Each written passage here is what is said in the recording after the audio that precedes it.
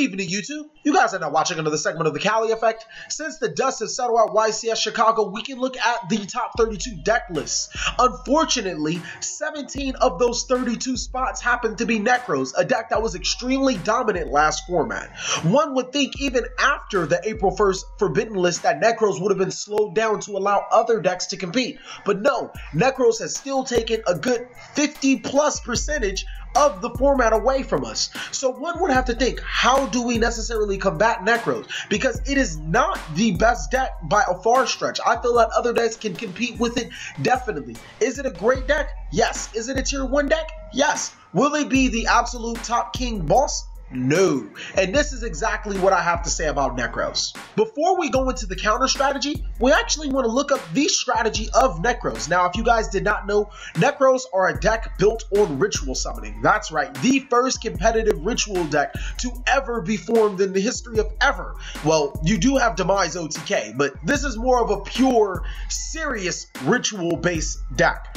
Nekroz are actually, in the lore, the Nekroz monsters are based off monsters of the DT archetype. So if you guys love Brionic, Trish, and Gungnir of Ice Barrier, then guess what? You kind of get those cards in the form of a ritual monster inside of this deck. You also get cards like Cataster, Unicorn, Colossus, Valkyrius, Decisive Armor, and Sophia. So it's a pretty interesting deck to look at, none the least, even if you are getting your face beat in by the deck itself. The deck is extremely fast, it searches a lot, and the best thing about it is that it can drop so many types of different boards on the opponent that it can be almost impossible to predict what they are doing at any exact time. Well, at least until they start playing cards. I believe that this deck's best ability, its strongest ability, being able to search out the wazoo, is actually its biggest weakness at the same time. Also, the deck is very heavily spell reliant and it's very fragile within the graveyard and hand. So let's take a look at what cards we can use to beat this deck. Oh, and by the way, the video that's been playing, like wherever it is, oh, it's me playing Nekroz, you know, because I got bored. And I was like, dude, play Nekroz! Did it a long time ago. And yeah, this shows how good Nekroz are even when you don't know what you're doing. First off, we're going to take the deck's biggest strength and try to turn it into a weakness. Searchability. This deck has so many cards inside of the deck that searches cards. It has cards inside of the extra deck that searches cards. So how necessarily do we stop that? Well, there's cards like Mistake. Now, Mistake is a card that debuted in Shadow Specters, and its effect reads, neither players can add cards from their deck to their hand except by drawing them. Well, every single card that, you know, searches in Nekroz kind of searches in Nekroz. So Mistake is a relatively easy answer. It's actually one of the bigger cards that you could use to sideboard against this powerful deck. Not being able to search means that Nekroz can't get into the key pieces or the exact pieces that they need to get over your certain situation. Obviously, you're going to have a really good board, and the earlier you draw Mistake, the better. Next on the list isn't necessarily a Mistake-like card, but I guess you could say it is a Mistake-like card. Well, if you like to share rides with, you know, Nekroz players, this card does not stop the opponent from searching. It actually gives you advantage by searching. It's called Shared Ride. Now, Shared Ride debuted in Legacy of the Valiant, and its effect reads, after this card resolves, each time your opponent adds a card from their deck to their hand, this turn, my apologies, except by drawing them, you immediately draw one card. You can only activate one Shared Ride per turn.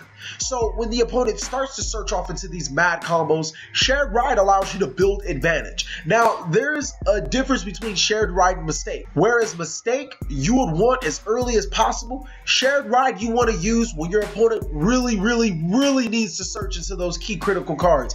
Most likely when they're down on resources or when you've established a board that requires them to go into key pieces to summon, Shared Ride comes into play, allowing you to get more cards to counteract whatever board that they get. Obviously, you want Shared Ride in a deck that has a lot of answers to Nekroz, so you really have to pick your poison with those two.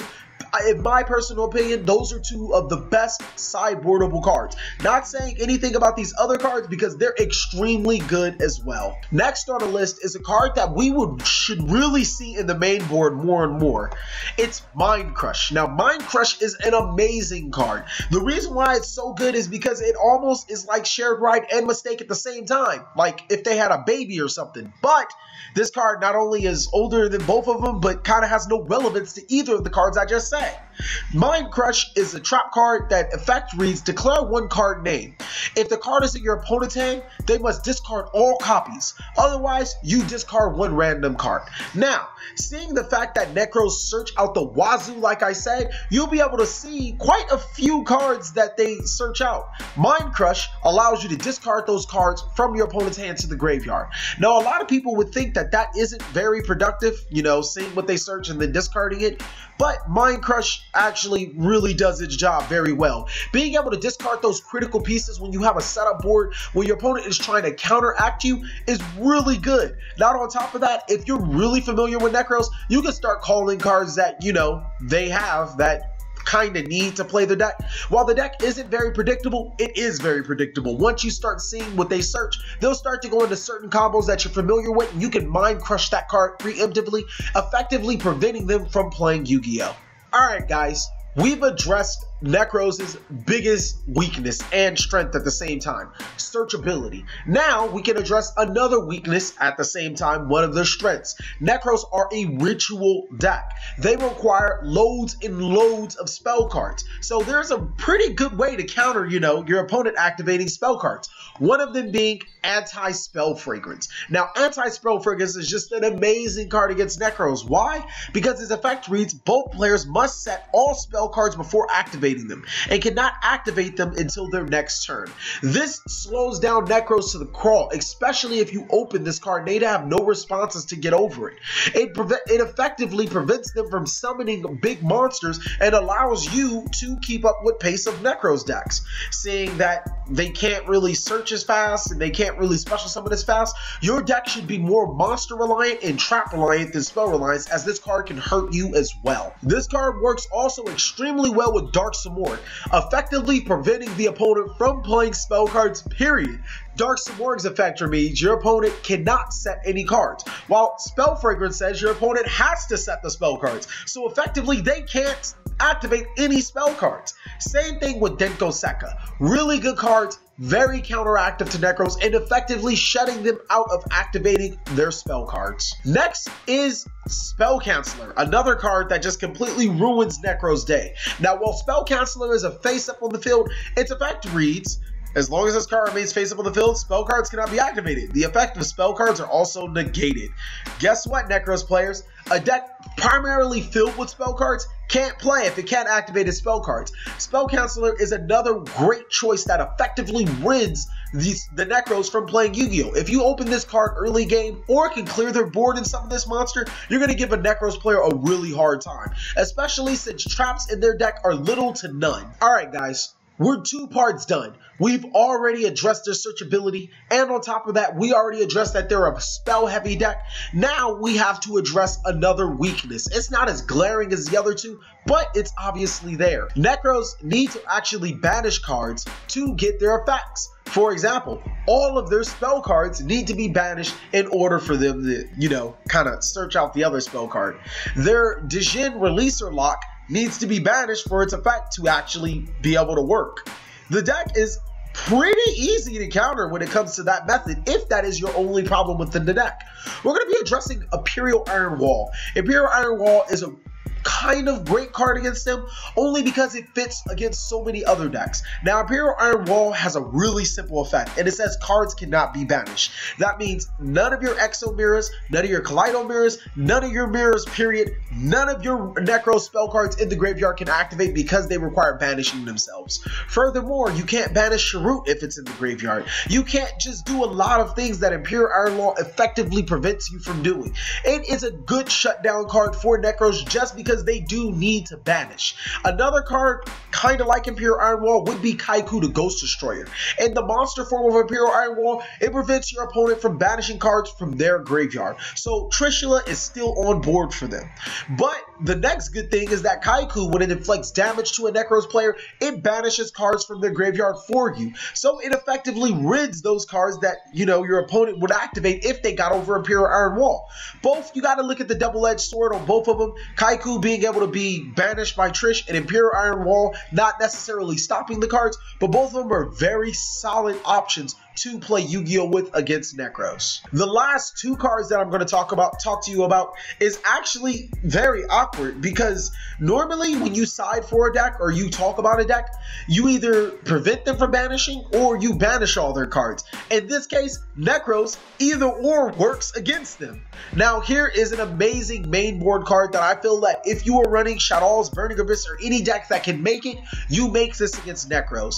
Masked Hero Darklaw, a level 6 warrior fusion with 2400 attack, 18 defense. Its effect reads, must be special summoned with mass change. It cannot be special summoned by other ways. Any card sent to your opponent's graveyard is banished instead. Once per turn, if your opponent adds cards from their deck to their hand, except during the draw phase of the damage step, you can banish one random card from your opponent's hand. Now, this card is a built-in Macrocosmos to the opponent, and on top of that, it punishes them for searching. Darklaw is almost the ultimate answer against Nekroz. It is extremely good against them, and I feel that we'll be seeing more Darklaw and more Darklaw, especially with Elemental Hero 420 Blaze It coming out. Darklaw is the answer against Nekroz if you can make it, especially opening turn. Now, the only problem is that it does have a weak stat of 2400 attack, and they can make monsters to get over it. They also kind of, all their Necro monsters, or all their lower guys, have a preemptive ability of either getting rid of or negating the effect of monsters special summoned by the extra deck. So you're going to need some protection with this Darklaw. But ultimately, it's a really, really, really good card to play against Nekroz. The last card that we're going to be talking about is actually a two-part card. We're going to be talking about Macrocosmos, also, we're kind of up here. We're going to be talking about Macrocosmos, also Dimensional Fissure. The only reason why I'm doing just Macrocosmos is because they both do the exact same job for Nekroz. Now, Macrocosmos effect reads, when this card resolves, you can special summon one Helios Prometheus Sun from your hand or deck. I hope you're not running a Prometheus Sun deck, because you probably already lost against Nekroz. While this card is face up on the field, any card sent to the graveyard is banished instead. Now, when you say banished instead, I mean banished instead. So Nekroz have literally no recovery play when Macrocosmos is active on the field. That's pretty much it that Nekroz does. It prevents the recovery play. So you're going to have to deal with all their big monsters by yourself. But thank you guys for watching another segment of the Cali Effect. Please like, comment, subscribe. I know there are plenty other options against Nekroz. Please post them down below. I know I missed a couple. But most of all,